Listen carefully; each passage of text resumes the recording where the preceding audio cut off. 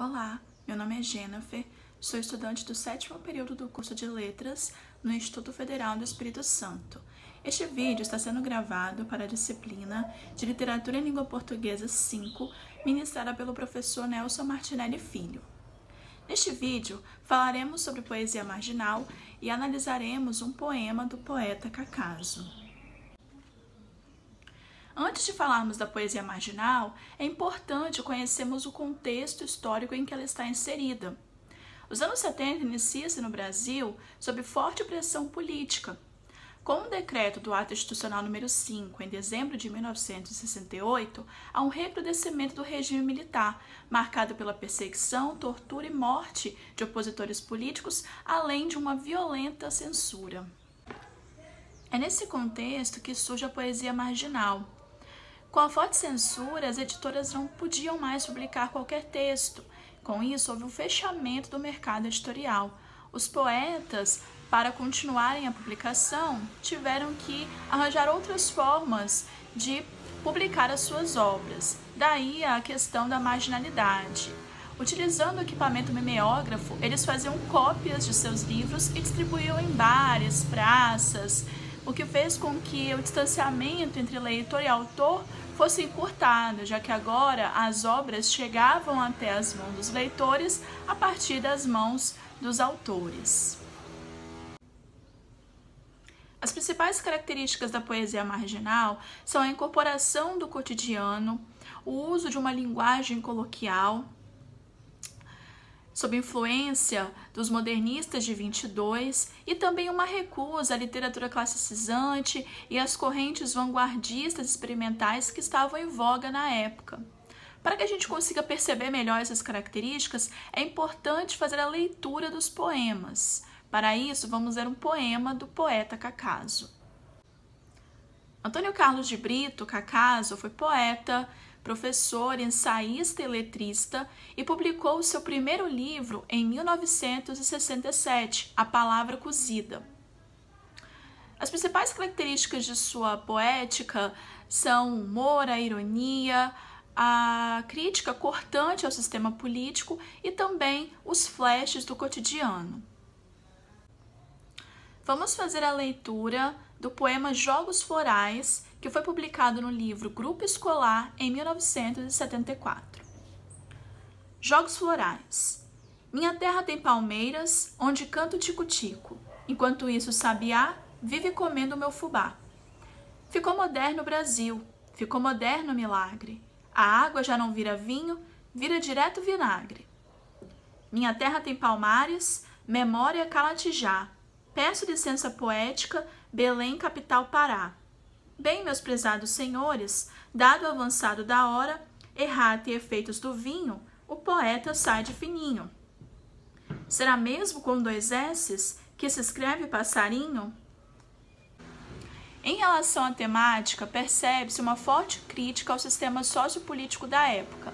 Cacaso elege 2 poetas para fazer as suas críticas.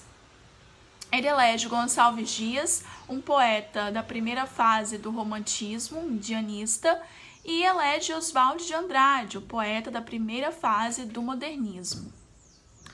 Jogos Florais é um poema dividido em 2 partes. Na primeira parte, ele vai trazer Gonçalves Dias à tona, nos versos Minha terra tem palmeiras, onde canto tico-tico. Aqui ele vai fazer um jogo com as aves. Ele menciona o tico-tico e o sabiá.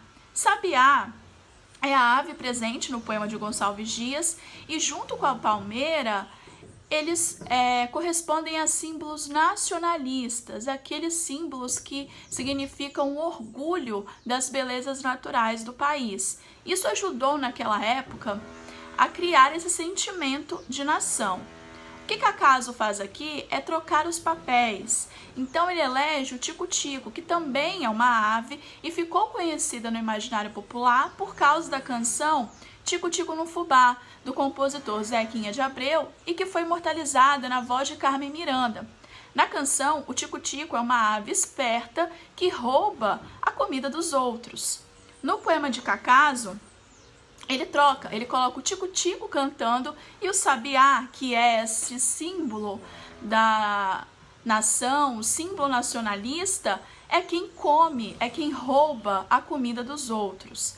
Uma clara alusão aí ao poder dos militares e a esse jogo irônico. Em seguida, ele já traz uma outra menção. Ele menciona uma passagem bíblica, que é a passagem que Jesus transforma água em vinho. E aí ele está tocando no assunto do milagre econômico. Bom, diferente de Jesus, o milagre aqui no Brasil não transformou a água em vinho, mas a água em vinagre. Então, ele pontua a sua crítica em relação ao que se chamou de milagre econômico. Na segunda parte, ele já traz o Oswald. O primeiro verso, que diz "Minha terra tem palmares", faz alusão ao poema Canto de Regresso à Pátria, de Oswald de Andrade.